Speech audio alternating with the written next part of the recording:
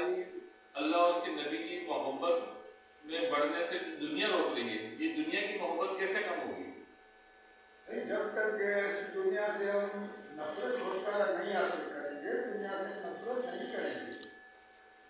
دیکھو نا اللہ تعالیٰ فرماتا ہے یا ایھا الذین آمنوا لا تلھکم اموالکم ولا اولادکم عن ذکر اللہ ومن یفعل ذلک فاولئک هم الخاسرون۔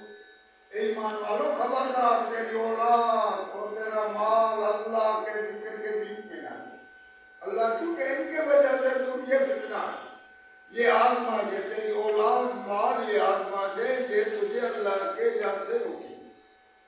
جب دیکھو محمد انفقوا مما رزقناکم من قبل ان یأتی احدکم، پھر اس کو اللہ کے راہ میں خرچ کرو، اس کی محبت جو دل میں ہے جو مال کو نکالو، اس کو لٹاؤ اللہ کے نام پر، اس سے پہلے کہ